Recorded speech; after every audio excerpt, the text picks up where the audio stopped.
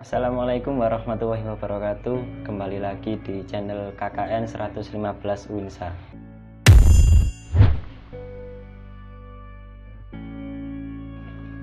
Alhamdulillahirabbil alamin. Puji syukur kehadirat Allah Subhanahu wa taala yang masih memberikan kita semua kenikmatan sehat meskipun di tengah-tengah wabah pandemi ini.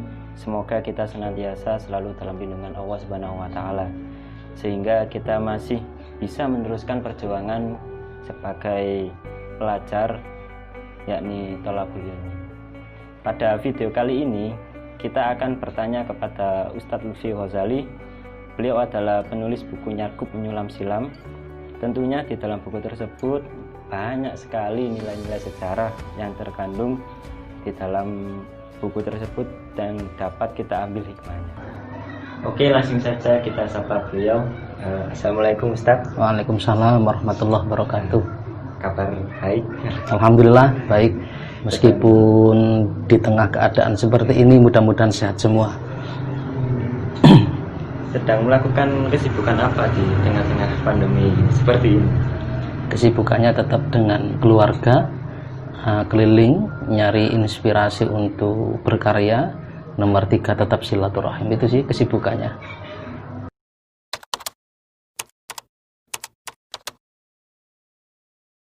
Pernah.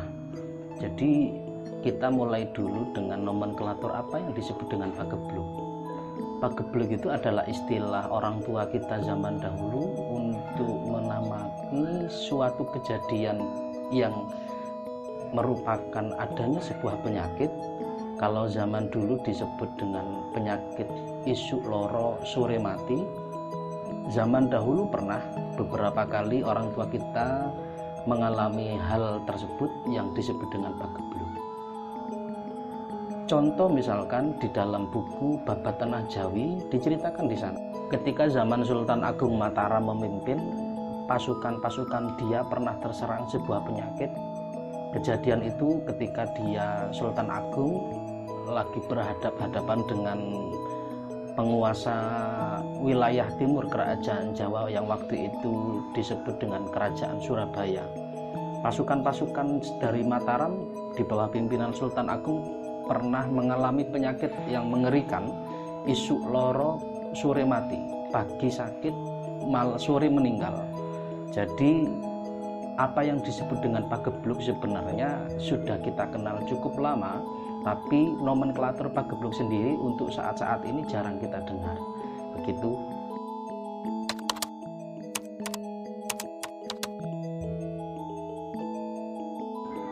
Sikap yang diambil oleh orang tua kita ketika menghadapi sebuah pagebluk tentu tidak lepas dari ikhtiar lahir dan batin.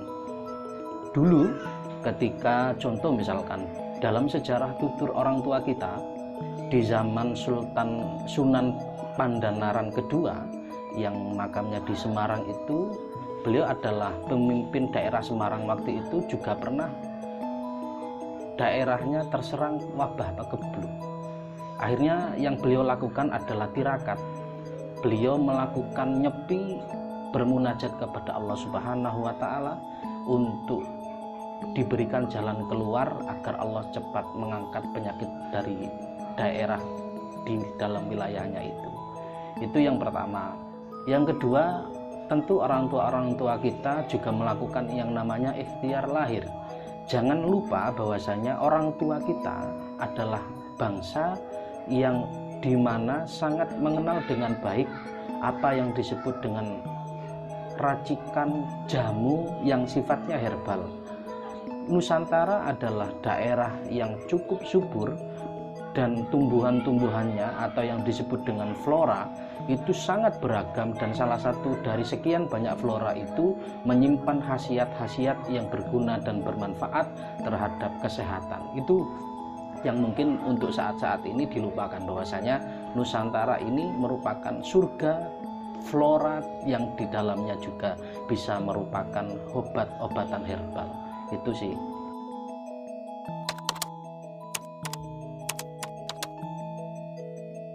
Yang pertama, orang tua kita itu punya unen-unen. Pertama adalah ojo dadi wong kang gumunan. Jangan menjadi orang yang gampang heran, karena ketika orang itu gampang heran berarti dia adalah orang yang gampang mengalami imun yang naik turun. Ketika imunitas itu naik turun, maka penyakit itu pasti akan gampang memasuk dan gampang menyerang. Dengan posisi tidak gumunan, tentu orang itu merupakan orang yang dengan sadar menjaga kesehatannya. Maka dari itu yang pertama kita lakukan adalah social distancing penting, tapi sosial media juga sangat penting. Social media distancing juga sangat penting. Kita harus berjarak dengan informasi-informasi yang menurut kita merubah dan berpengaruh kepada imunitas kita sendiri.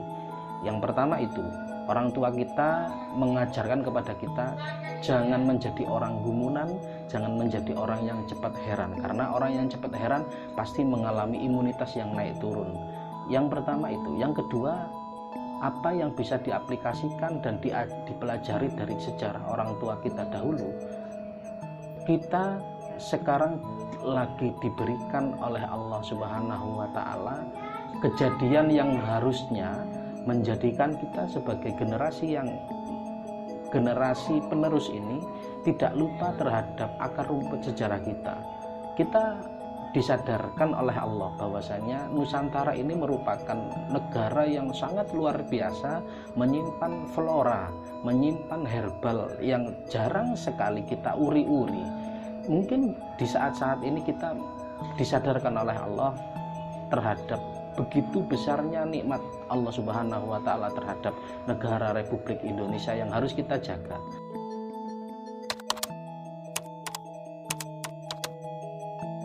Tentu tidak, karena yang pertama kita sebagai santri misalkan dan sebagai rakyat juga harus mengikuti apa yang sudah dianjurkan dan diarahkan oleh pemerintah sebagai ulil amri kita. Jadi new normal adalah suatu keadaan yang belum dibebaskan dari apa yang disebut dengan wabah tersebut. Tentu bebas dari wabah juga harus menunggu dari anjuran pemerintah kita. Jadi yang disebut dengan new normal bukan berarti kita sudah terbebas dari wabah, tapi ini merupakan suatu keadaan yang diharuskan kepada kita sebagai rakyat ini mencoba dan berusaha terbiasa dengan aktivitas yang disebut dengan ramah terhadap wabah yang sedang kita alami ini. Itu yang bisa